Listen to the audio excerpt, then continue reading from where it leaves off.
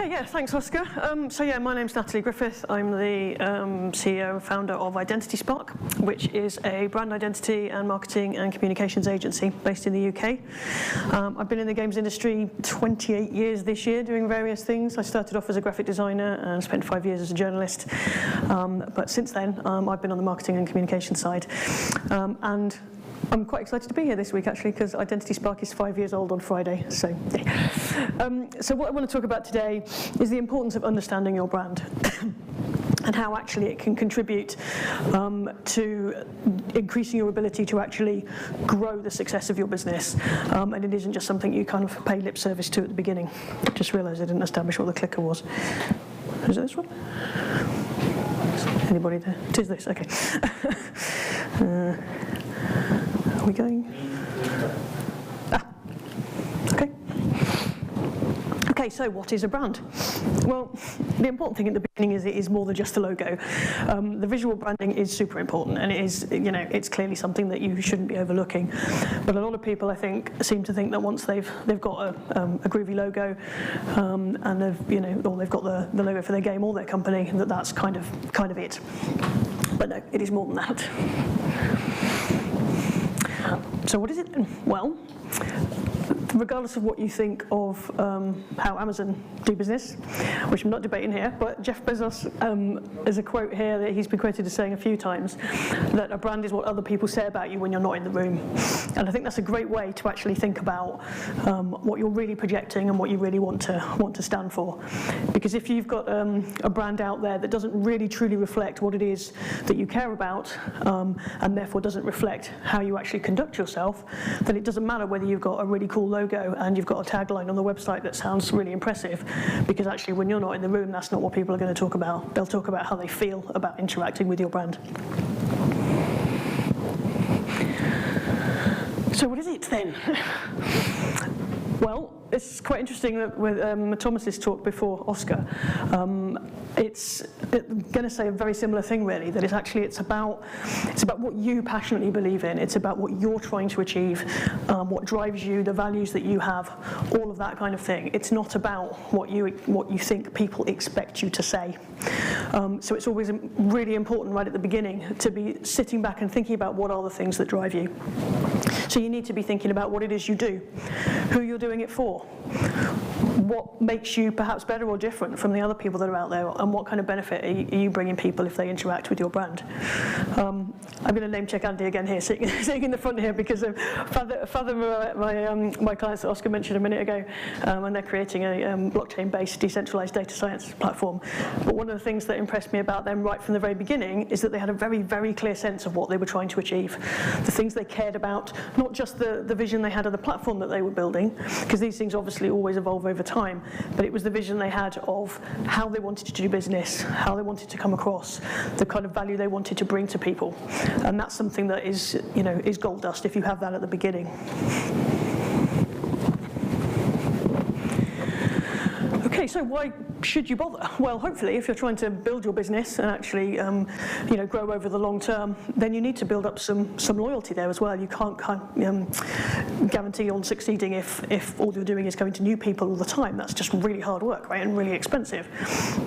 So if you build a strong brand that people actually connect with, then you're going to build that loyalty, and they're going to be more inclined to stay with you on your journey and help support you and amplify what you're doing. Why is that? Why does that matter to people? Well, people do business with people. That's one of those sort of oft-used phrases of kind of salesmen and business people. But it's true, and even in games and games businesses and talking to our players, it's the same kind of thing. People want to have that emotional resonance with what it is that you're getting across. And they want to have that connection with you and see what it is that you're trying to achieve, whether that's as a business or even it's just the ethos of the type of games that you produce. People get much more connected if they have that emotional resonance, and they have much more desire to help you succeed. And I know emotional resonance, it's a bit of a kind of, marketing babble kind of word. But the bottom line is you don't need to have a psychology degree to work out exactly what's going to connect and resonate with all the people that you're going to be interacting with. But the bottom line is, again, what Thomas was saying earlier, don't fake it, because people see through that straight away. Don't come up with what you think they want to hear, come up with what you want them to hear. It's the story you want to tell, it's the feeling you want them to have, it's what you want them to say about you when you're not in the room. So, where is the best place to start? Ideally, and I kind of take issue with the comment earlier about kind of not letting marketing drive things, and I think that is true to a large degree. But I would also argue that actually, if you're not thinking about this stuff from the beginning, before you've even written a single line of code, then you're potentially not setting yourself up with the strong foundations that you need later to be able to build that brand and have it stable in future.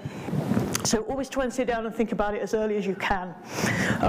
Do a SWOT analysis of what you're trying to achieve.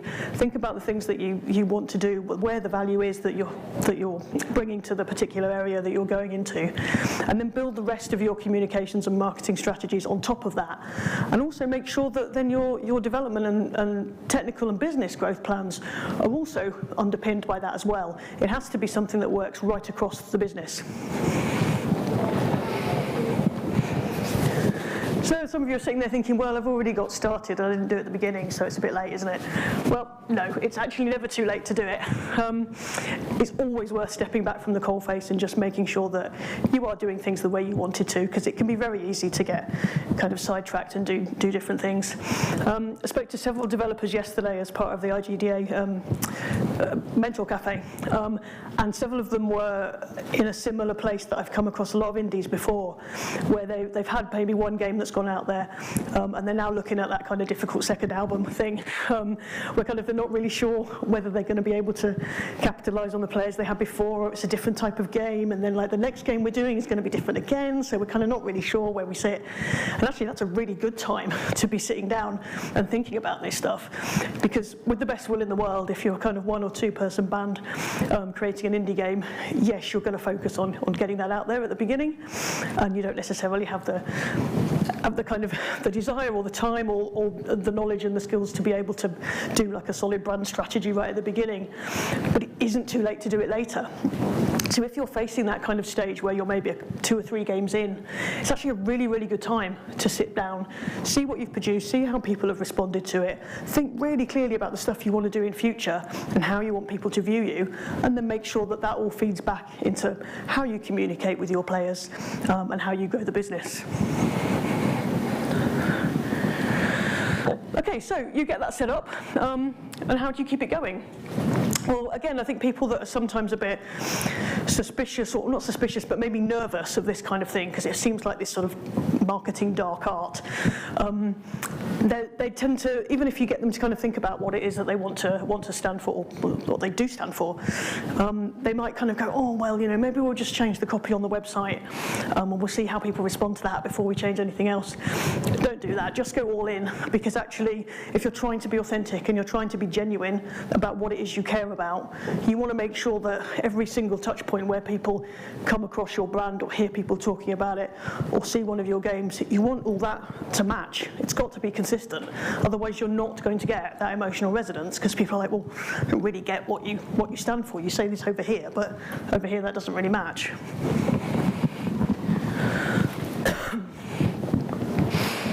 So how do you go about growing it after that? This is the bit that maybe kind of seems a little bit counterintuitive, because I talked about kind of looking inside yourself and knowing what it is that drives you and what your passions are. But actually, if you're getting that emotional connection with people and they care about your brand, they care about what you're doing, hand it over to them. Arguably, these days, a brand is owned more by its advocates than it is by the people that created it.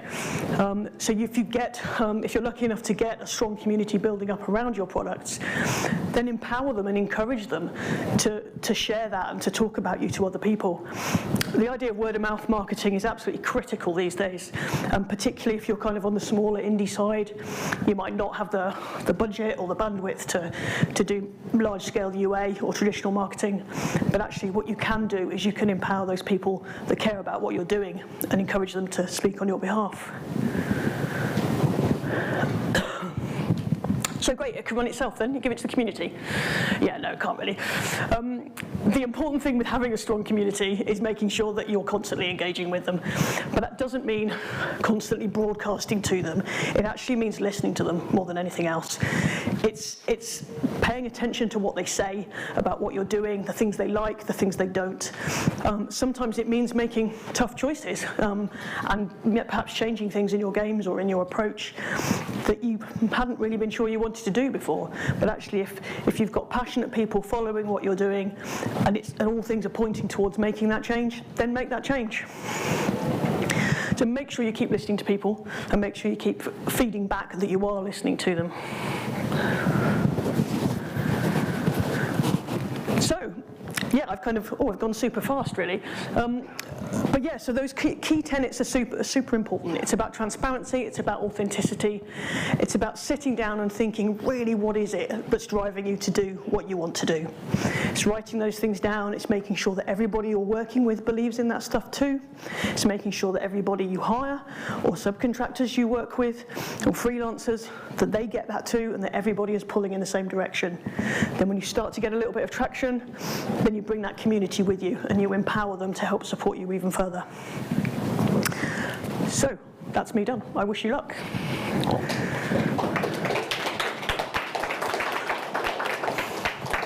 Thank you very much. Any questions? Yeah, questions. Anyone got any questions? I need more exercise, so you have to make me run around. And here we go. At the back. Thanks, Tucker.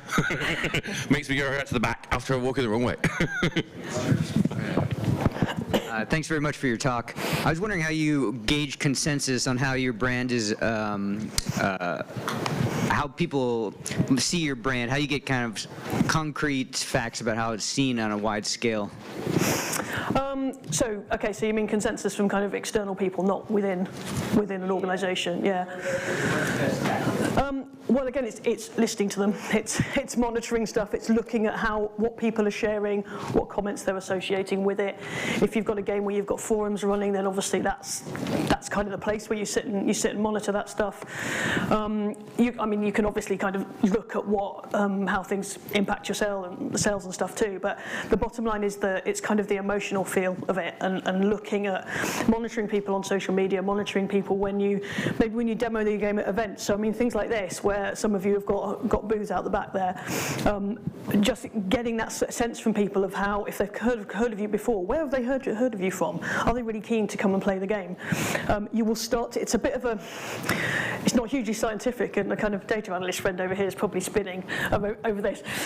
But you can't pin that kind of emotional resonance onto a set of facts and a set of data so easily.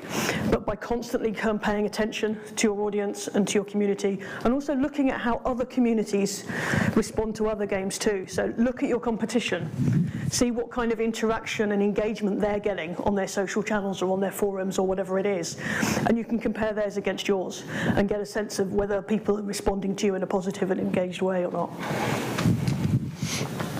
Any more questions?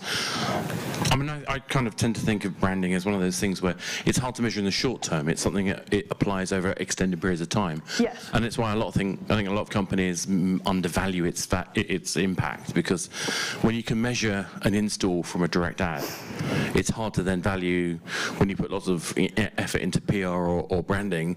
Well, where were the installs?